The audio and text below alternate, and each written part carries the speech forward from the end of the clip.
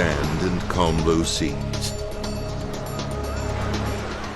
But when a tourist points his camera towards the sky, he captures a scene of horror. A plane is falling to the sea. We have a code 4. Repeat, code 4. A plane down in the water. As soon as I saw this, I realized, I'm like, oh no, this is the Chalk's airplane crashing. The downed plane is Chalk's Ocean Airways Flight 101, bound for the Bahamas. Could it have been a collision with an object? Could it have been a fire? Could it have actually been a criminal act? Let's notify the FBI. The incredibly rare video may hold the answers. Can you enhance that for me? An airline renowned for safety has made a fatal error. But it will take investigators hundreds of hours to finally uncover it. Bingo. Ladies and gentlemen, we are starting our approach. We lost both engines. Emergency dispatch. Brace for impact! I think I lost one. Investigation starting. He's gonna crash!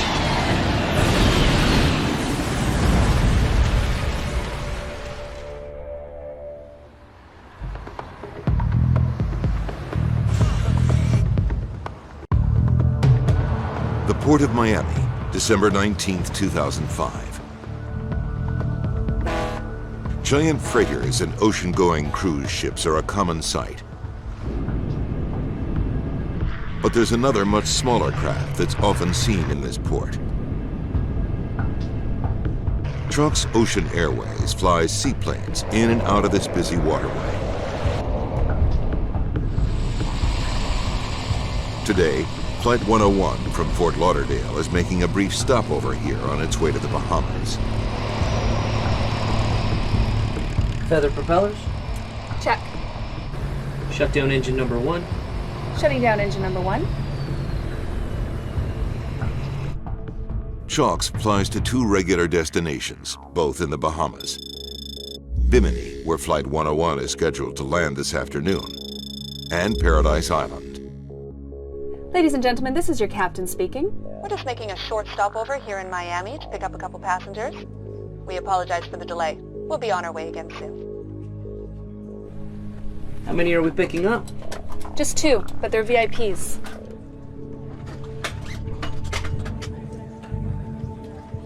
For a small community like Bimini, Chalk's seaplanes are a lifeline. And it's just so much easier in the seaplane to get to the North Island where most of the population is than going to the airport down there. So that was the main thing. It was a convenience factor. Welcome aboard. I see your boarding passes. Certainly. Sergio Danguillacourt is a Bacardi rum executive. He's the great-great-grandson of the company's founder. The family is well known in the local Cuban community for their anti-Castro politics. He and his wife are flying to the Bahamas to buy a yacht. Passengers settled in? We're all set. Good afternoon, folks. We'd like to welcome you aboard Chalk's Ocean Airways Flight 101 to Bimini. Our travel time to Bimini will be 25 minutes. Hope you enjoy the flight. Let's have the startup checklist, please. Roger. Michelle Marks is in command of today's flight. She was promoted to captain earlier this year. Fuel conditioner. First Officer Paul DeSanctis joined the airline 8 months ago. Starter on. Starter on. This is his first flight with Captain Marks. All clear to taxi? All clear.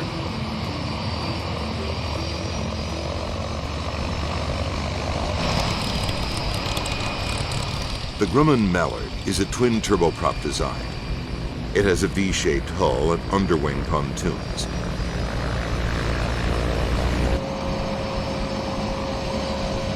It's designed to carry up to 17 passengers.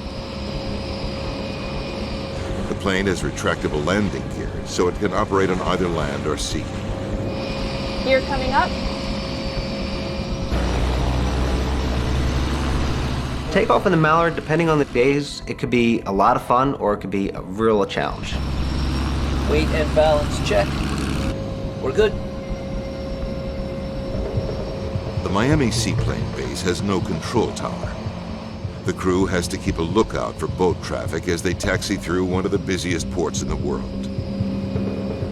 Taking off out of Miami in the shipping channel, it's kind of like trying to take off during rush hour traffic. You've got boat traffic, wave traffic, the wind, the airplane to deal with, and everybody's going different speeds, and you're trying to get up and go and navigate around everybody, so it was always a handful. Flight 101 will take off from X-44, a seaplane base near a channel known as Government Cut. Prepare for takeoff. Roger. Ready to take off. Both pilots have their hand on the throttles. It's to prevent the captain from inadvertently pulling back if the plane hits a wave. 45 knots. 50 knots.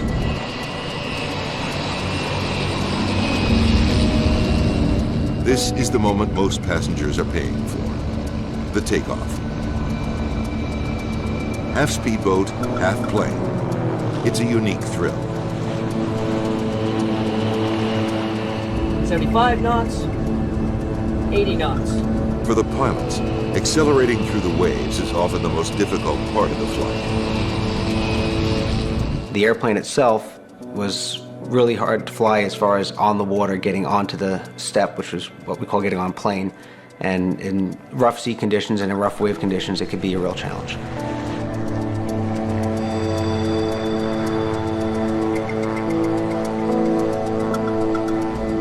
But this takeoff goes smoothly. Flight 101 is no longer a boat. It's now a plane en route to Bimini. It's 2:38 in the afternoon.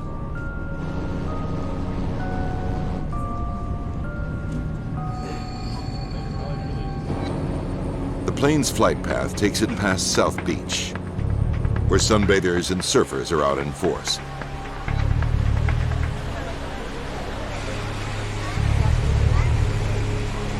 Just less than a minute into the flight, the Grumman Mallard is climbing through 500 feet, well below the clouds. Then,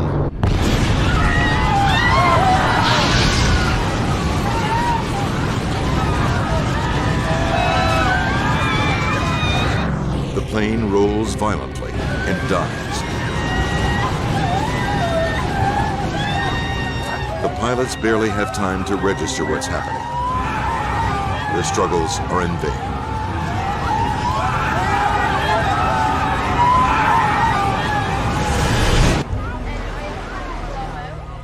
By chance, a tourist from New York catches Flight 101's final moments on his camera. 60 seconds after takeoff, the plane slams into the ocean.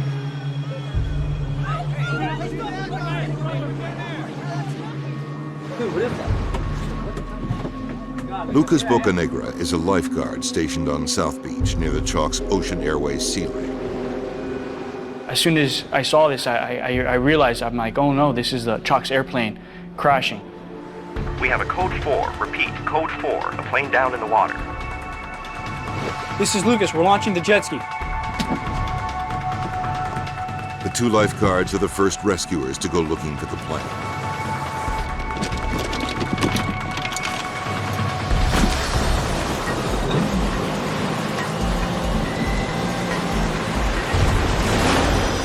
We drove as fast as we could to the scene of the accident. There was a lot of things coming through my head. I was nervous, scared. I was kind of full of adrenaline. We wanted to go in and try to rescue as many people as we could, but at the same time, we've never trained for a situation like this. As soon as we turned Government Cut, those jetty rocks, we noticed that it was very calm, very quiet. It wasn't like the ocean side where it was very rough. There was no waves. It was very, kind of very eerie.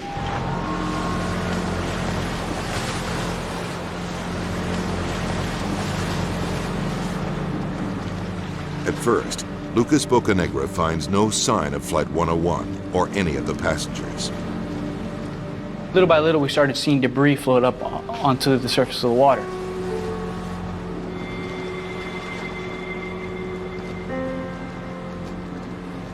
And we saw some chairs, some luggage here and there, and suddenly we noticed it was a body in the water. As soon as we put the body on our jet ski, we realized that from his injuries that there was nothing we could do. From there, it was just try to recover as many bodies, bring them back for their families.